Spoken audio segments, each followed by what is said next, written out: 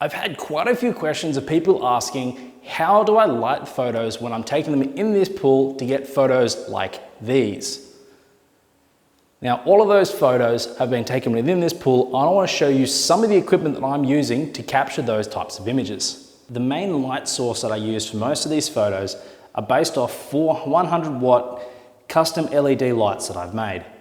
I connect them up to a rail similar to this, which I've got from my local hardware store, and I've connected a lot of little ball joints in here so I can connect them with the butterfly clamps. To be able to put these around the pool, I've got several of them so that I can stagger them around the outside and simply slide them into the pool, lifting it up and placing it in wherever I want, and then putting a weight on top. Recently, I have added in some little fill lights like these. These are great things. I've got them off the internet. They didn't cost very much. They're about $100 each, and they have enabled me to do a lot more creativity using these. So these are also another really good idea. I'll add these in the link below so you can go and have a look at what these are. You'll find that most of the photos that I've taken have been using a black backdrop. Now, to get that, I've gone down to the local fabric store and found quite a durable fabric, which I've then stitched into a pattern which fits along the bottom and the sides of the pool. This particular, I believe, is similar to the blockout material that you'd use for windows. It has a white side and a black side. I have found it to be very, very good because it's not very reflective when it gets wet. It just absorbs the light nicely, and it has been nice and durable. I've been using this for several years and it still hasn't fallen apart on me. The remaining features of this space really are basically down to the lighting. I've made sure I can control all the lighting coming from the outside in. I have control over the lights from my phone, which is great, so that I can turn everything on and off as need be. And it really streamlines, especially if you've got clients coming through. Just having everything at the touch of a hand is really, really helpful. The only other thing which I've done, which I'd say is something to really consider, is making some custom weights to hold down the background that you're using. I used to use a lot of diving weights, which are lead chunks. They were very good, they did work, but I found when editing, it was quite frustrating to have to pick up all the little bits and get rid of them on every single thing. So similar to the light rails, I've used those extrusions. So it's a nice black long rail. It's about 6 feet long or 2 meters long, depending which and where you're looking at this from.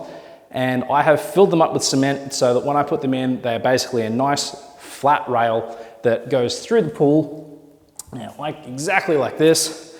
It's heavier than it looks, and it's full of concrete, so that will hold my background down, and it really it's easier to edit when you get on the computer because it's black. You can hit it with the exposure and it just disappears. So going forward from here, the plans for this space is an ever-growing beast.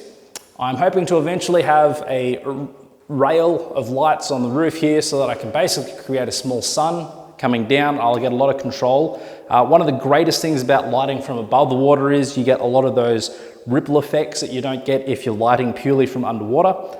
And I'd also like to make a rain creator somewhere up here as well, which will cycle the water through the pool and basically create a rain backdrop.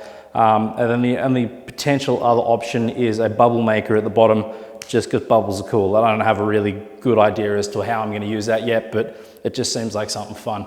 So there you go. I hope there's some information in here that'll help you set up a pool space that you can get some photos as well. It really is a lot of fun. If you've got friends and you haven't had a try of it yet, just get yourself your GoPro, get something, jump in the water and have a bit of fun, because everyone will come out slightly drowned. Everyone will have had a good time. And some of the photos you get will be amazing. Some of them will be atrocious. I have found, especially these kind of photo shoots with the images you can see on the screen at the moment, a shoot like that, until you get the hair in the right spot, the clothing in the right spot, the facials are correct, you don't have a bubble floating in someone's eyeball, it's just an endless list of things of how it can go bad. You might take 800 photos, you might get 3 good ones. It is really a numbers game. Don't go in there and get disheartened if you take a few photos and they don't come out. It's a numbers game. You need to take a lot of them, but when you get the right shot, you will know it immediately.